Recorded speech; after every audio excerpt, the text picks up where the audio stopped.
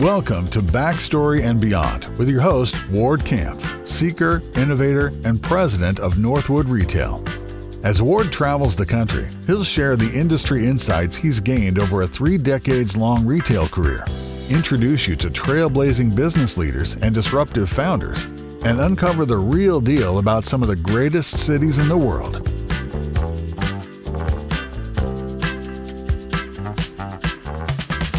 This week, Ward travels to New York to chat with Nate Checketts, founder of Rhone, a performance lifestyle brand dedicated to championing fitness in all its forms. They'll break down the importance of focusing on mental health in the world of athletics, the power of in-person interaction in brick-and-mortar stores, and how technology is innovating custom-made clothing. All that and more on this episode of Backstory and Beyond. Welcome to Backstory and Beyond. I'm here today in New York City with Nate Checketts, co-founder of Rhone, an active lifestyle brand that was founded in 2014 and now is up to 15 stores, is on a big growth trajectory. And he is a serial entrepreneur, founded 4 businesses before he was 30. So with that introduction, I want to welcome you. Thank you for coming, Nate. Thanks for having me. I mean, this is a cool recording studio. I heard we've had some big name artists here. So for us to just be sitting in this space in New York, not far from Times Square, but it's like so silent, it's pretty cool. I think Michael Jackson's been here, Biggie, Tupac, Busta Rhymes. Yeah. This place is kind of an institution. It is cool. Yeah. Just kind of going back to the beginning, you knew a lot about businesses. You had this kind of founder's mentality, but there was something back in 2014 that gravitated you toward creating the brand and then where you're going with it. What's funny is I always tell people, if you go to a startup, it'll be the best experience. You'll learn more in a shorter period of time than you will, doing almost anything else. But it has the ability, if you're not careful, to ruin jobs for you. Yeah. Because if you go and you either start a company or you join a startup, when things are good, you feel like, oh, we're going to take over the world. Everything's going our way. We're going to be the next insert big company name here. And then when things are bad, you're like, I might not have a job tomorrow. And so that peak and valley is so extreme that if you get back to corporate America, it feels pretty mundane. And that is exactly what happened to me. I had started this mobile software company. It's a very long story, but we ended up selling the patents and the IP to the San Francisco 49ers. And I got there thinking, I love football. Football is my favorite sport. It's a sport that I played. There's AstroTurf in the office. There's screens everywhere playing football games. And I was in denial, but probably 3 months in, I was like, I think I hate my job. And that was a really hard thing to recognize. And it wasn't that my love for football had changed. It's just that corporate America moves at a very different pace than a startup pace. And so while I was there, I started to get the itch that I needed to go do something else. Walk us through Rhone, because you're in the active space, you're in the lounge space, she's in the class space. Yep. You're in the recover space. Yep. And then you're getting into the dress and the suit space. So you're taking a totally different path than a lot of the athleisure wear players are. Yeah. Well, when we started, it was a huge and pure focus on active and performance. And we thought there was just so much low-hanging fruit on better quality fabrics, better fit than a lot of the mass brands that we had grown up with. And what we found is that there were kind of 2 big shifts happening. One, obviously, customer was moving more towards comfort. But 2, there was still kind of this need for traditional products like a chino within these performance fabrics. And so we launched the commuter pant in 2017, and it sold out in 2 weeks. And we were like, we never thought we'd sell like a kind of work pant, but people loved that it had stretch. They loved that it was so comfortable. And so we just kind of kept leaning into that more and more. And it got to the point where now we really feel like we can handle the majority of a guy's closet, and it's AM to PM. Whether you're working out, whether you're hanging out, or whether you're going to work, we've got product that's going to be super high quality. You're going to love it. And I think that's what people have come to know us for, is that we just make really high quality products. And on the women's side, when we went to launch that, we did a lot of research with our customer. We did a lot of research on the competitive brands in the space. And I think one of the things that we found is most of the activewear brands on the women's side are highly focused on a yogi. What we've seen in a lot of the marketing from these other brands, it's like showing women in endless yoga studios like she's got all the time in the world. And the truth is that our customer might practice yoga a couple of times a month, but she also might do bar or strength classes, or she might have run in her series of workouts. And she's a fitness enthusiast, she's a wellness enthusiast. She gets it done. Like, she goes in, she gets her workout in, she heads to work. She's probably taking care of like 4 or 5 other people in her life. She's very strong. And that's resonated. Our women's launch, we're going to double our initial forecast in the first 8 months. And the product's been so well received. Congrats. That's huge. Thank you. I mean, to double, especially on the women's side, that's a competitive business. For sure. And then I think from 2014, you were doing some wholesale with Equinox, Bloomingdale's, et cetera. And then all of a sudden, right around 2020, you sign your first lease and you're getting ready to open stores. Yeah. Once we decided this is something we wanted to do, we were of the belief that retail was dead. We're like, it's all e-com. E-com is taking over the world. And I think the problem is that was just, one, completely incorrect. And two, it was early on that I was meeting with some DTC founders, like the guys at Warby Parker and the guys at Bonobos. And everybody was telling me the same thing, like, don't be afraid of wholesale. Wholesale can be highly contributive in the early days of the business. And I just decided to listen to them. And so we started going out selling wholesale. We were able to get into Bloomingdale's really early on. They were awesome partners. Equinox took a chance on us, and that business started to grow. And then we started to get curious about retail stores. The issue is that all we knew was really e-com and a little bit of wholesale. None of us knew anything about retail. People were offering us the pop-up shops for like nothing. And so we're like, yeah, we could do that. And then we found out, oh, wow, it's hard to do, and it's a totally different business. Right. I've compared it to, if you can play indoor soccer, of course you can play outdoor soccer. But it's like, just because you can play soccer doesn't mean you can do ballet, because they're both sports, but they're totally different. Just because you can sell stuff online doesn't mean that you can sell stuff in a retail environment. You have to be really intentional. You have to be thoughtful. You have to think about the talent. How do you storytell differently? How do you stock inventory? How do you manage inventory flow? And so it's taken us a lot of time to figure that out.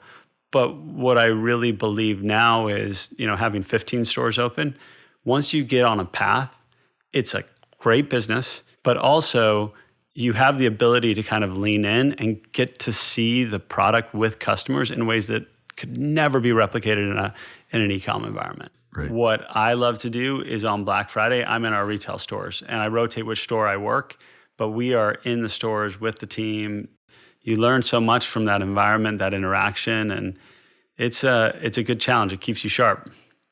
Goes back to the founder's mentality, the front line. Yeah. You're in there with the team. Got to be. On the floor, grinding it out. Yeah, you got to be. And they probably love it. Yeah.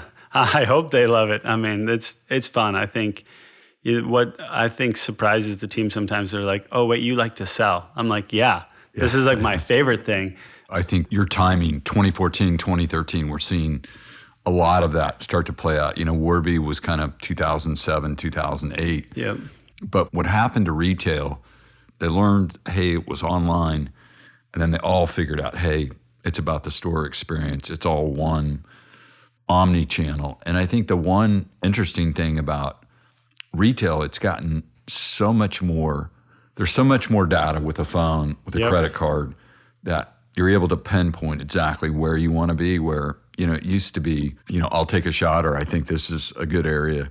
I think it's very definitive of your catalog, your online orders, like it all works hand in hand. And I think that's what's winning today. Yeah, I think the pathway is so much clearer. But the other thing that I think is so much better is we had a lot of like traditional retail advisors around the table, and they were like, don't do stores.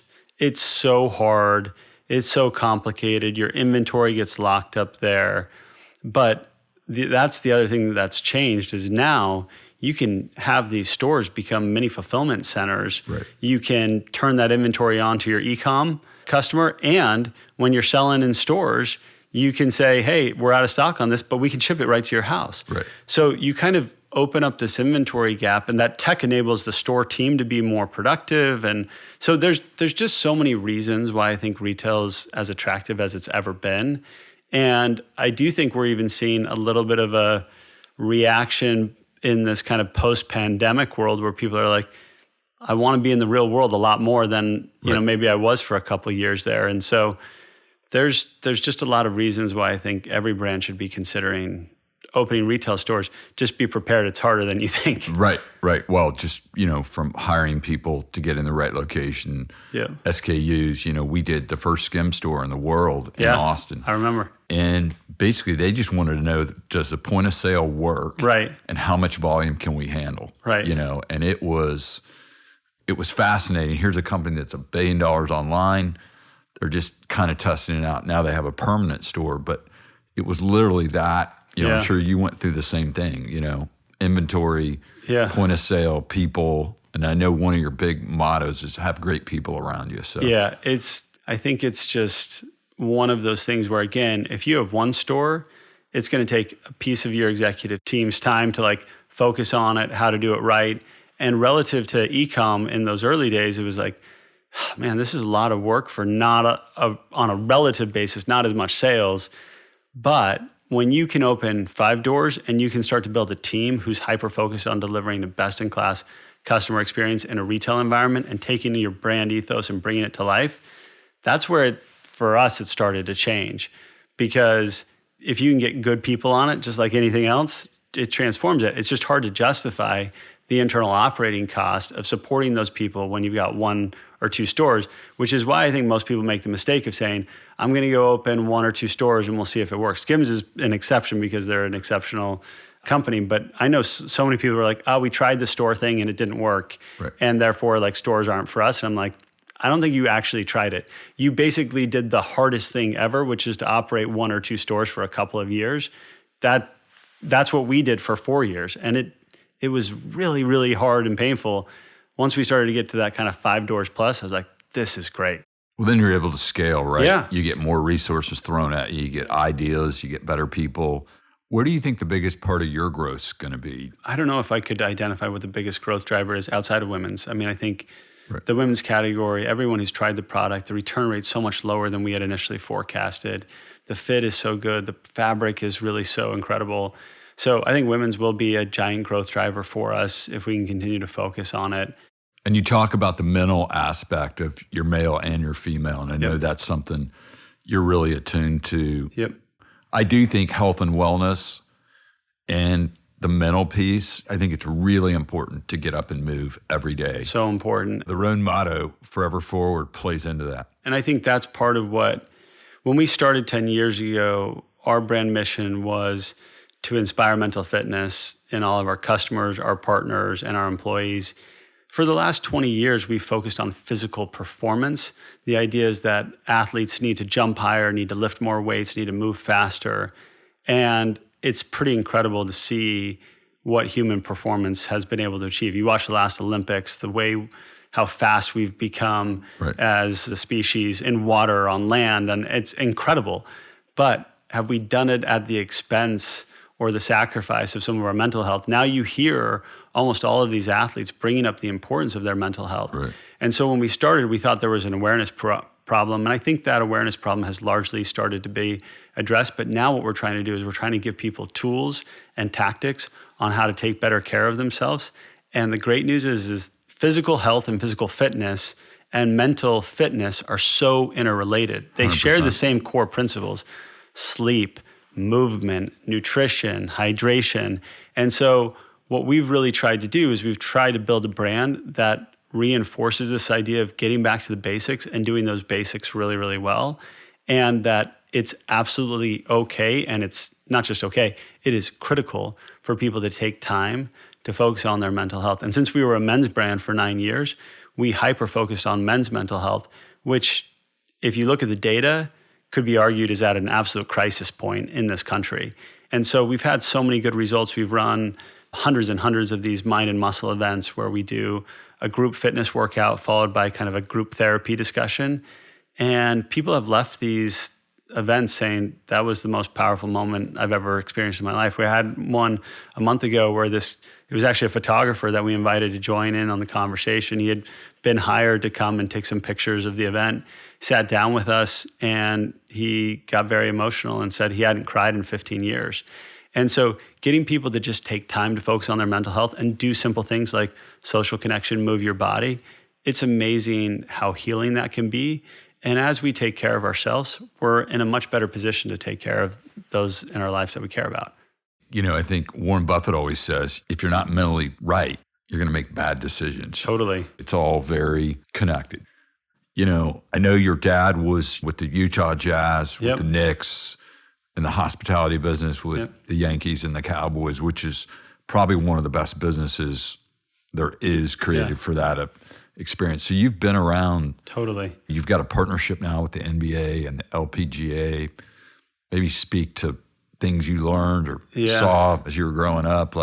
I grew up in the world of sports, and I was really fortunate to have a dad that worked in professional sports because he taught us the importance of hard work. He taught us the importance of consistency. And then you'd see it on the court with the Knicks in particular, like what would happen when you got a really good team assembled under a great coach and what could be achieved from that. And I've always been drawn to the power of sports. And so we've dreamt about doing something in this category for a long time. It's hard to navigate, but we benefit a lot from the legacy that he's left with friends and relationships and being able to tap into that a bit. But we're excited because, the NBA, when I approached them, I said, I have this crazy idea. I don't think you've ever had like an official dress shirt partner. And they were like, no. I said, well, we just happen to make the perfect dress shirt for your athletes. And now we have a sizing technology so we can fit all of them. And so that was the impetus of the conversation. And it's just continued to progress from there. The LPGA has been a great partnership. Since launching that, we have found ourselves, we're in over 200 green grass accounts now just in women's. The growth in that category has been huge. And I think there's a low bar for what's been done in that category before. So we're really excited about kind of leveraging the power of sport, celebrity, and helping just get our product in front of more people. Being in your stores, seeing this custom fit, you're one of the first movers in your space. Talk a little bit about the inspiration behind it. Yeah, the made-to-measure technology, which we're really excited about. We've been beta testing this. We got introduced to this really exciting technology, and I remember I had an event coming up and I had to wear a tuxedo, and they were like, well, just come get scanned and we'll send it to you. And I was highly skeptical. And this thing came, and I lived in Italy for 2 years. I've had bench-made tailored clothing. This thing fit me better than any tailored clothing that I'd ever purchased in my life. And I was so impressed that they were able to do it with the scan. And I said, we have to bring this to the customer. And so we launched it. It's still in beta form right now. It's called Custom Made. It's in every single one of our stores. You can go in, you can get scanned. We take that sizing, that custom measurement, and we can deliver you the best fitting dress shirt, I think, on the market out of the coolest fabric in the market, an Italian fabrication with higher accuracy than an Italian tailor. And it's exciting. The feedback's been unbelievable. We have one of our investors who trialed it and has gone to the same kind of made-to-measure place for years. He said, I was so skeptical. He said, I just ordered 13 of these shirts. It's the best fitting dress shirt I've ever had in my life. So the goal is to continue to expand that, to get it into the home, and then also to do it across more products. As we finish up here, we always like to talk about the real deal or what the guest, you're up in Connecticut. Yeah. What are things you like to do in kind of your spare time? Yeah, I am really blessed. I've got 3 boys who are like, when they were younger, they were terrors, but now they're like my best buddies, and we hike and we camp and we're outside playing sports all the time. My oldest, who's 15, is now faster than me. So we can go for some long runs, but he's usually pushing me for pace. So if I ever have free moments, that's my absolute love and joy, is to just go and be and spend time with them. Outside of work and family, I have a couple hobbies, but they're pretty small relative to just how much time and energy I try and put into those two things. It sounds like that's all you have the time for, is your family and, what you're building right now. Yeah. So, favorite restaurants, we always get our guests to kind of talk about some of the places they might go or enjoy, because usually they're pretty good authorities on local places. When I come to the city, my youngest has a fish allergy. So whenever I come to the city, I love to go to like a Sugarfish or, really good seafood restaurants. A Sugarfish is kind of like a mainstay in the rotation. I love good sushi. They do a good job. I'm pretty simple. I try and eat relatively clean, and a lot of good salad places. I'm a big fan of Chopped. It's funny you bring up Chopped. I know you eat that a couple times a week. Yep. He was the first call at the beginning of the Nick pandemic. Was? And we had him in North Carolina, in Charlotte. We had a Chopped, and, I get a call. He's like, 90% of my business is in New York City. Yeah. And this is a problem. And I'm like, that was the first real alert, but they make a hell of a product. I used to go there pretty much every day when I was at the NFL. Yeah. And so when he and I met, and actually it was during the same time period, I think, when we first got introduced, I was like, how are you holding up? He's like, well, 90% of my business is in New York and driven by corporate customers. So, I'm doing as you would expect. But they've been able to navigate that. They've got, Del Toro as well. And they're great operators, and the product's fantastic, and they've held on to the quality. But every time I think about complaining about my business, I think the food business might be even tougher. Yeah. Hidden gems of either New York or Connecticut? I think Connecticut might be one of the most underrated states in the entire country. It is such a beautiful place to live, great place to raise a family. There's a lake that we are on all the time called Lake Candlewood. Invested in a boat during the pandemic, so we go out and wake surf all the time with the kids. And we're in the Long Island Sound. My wife and I go and paddleboard on the Long Island Sound, and there's a beach right in our town where we live. And so I just think there's a lot of hidden gems in Connecticut. The fall, October, if you're here in Connecticut in October, you might not ever leave. It's just really one of the most beautiful places in the world. So I come to the city to recharge my batteries, because it is a little slower pace out there. Yeah. But I come to the city, you knock out 5-6 meetings, you get to meet incredible people. I'm a huge fan of New York. My wife and I are at Broadway shows all the time. You see the best talent in the world in this city, and then you get to go home and escape the noise and feel like this. Yeah. But it's 45 minutes to 60 minutes, and it's to have the access to the city, but also have the kind of quiet suburban life. It's a real blessing. What's the one thing everybody should see? Yeah. They come to Manhattan. Some people have said the Empire State Building. That may sound trivial, but driving in, those lights, red, white, and blue the other night. Yeah. I think what's changed in New York is Hudson Yards. Like getting over there, starting at the High Line. It's a beautiful walk. The vessel's really wonderful thing to see. But when my wife and I travel, we try and avoid the tourist destinations, just go be where people are. But whether you're in Meatpacking or Chelsea or there's just so many cool places in the city to walk around. And there are very few bad restaurants. In order to make it in Manhattan, you got to be good. So just take a chance, walk in to any of these places. I think there's just so many good spots. It's too hard to name them. Where do we find you? Social handles, Instagram, website? Yeah. So all of our social channels are really easy. It's just at Rhone, which is spelled Rhone. Mine's just at Nate Checketts. If I'm posting anything, I'm usually posting stuff about mental health or, things that I found to do with my boys. And yesterday, my brother, it was my birthday, and he has access to my social media account because he's our creative director and runs all the stuff. And so he hacked into it and started posting some stuff. So there's just, a lot of chaos and fun, just little goofy things here and there. Yeah. We look forward to the growth of Rhone and watching you guys take off. So thank you for your time. Thanks so much, Ward. And it's been a privilege to be on and be here with you, get to know you guys better, and so impressed with the business that you guys run. And you guys are always trying innovative things, and we're excited to hopefully be a part of some of it. Thank you.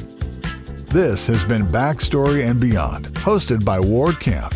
To learn more about Northwood Retail or the destinations from today's episode, visit backstorybeyond.com.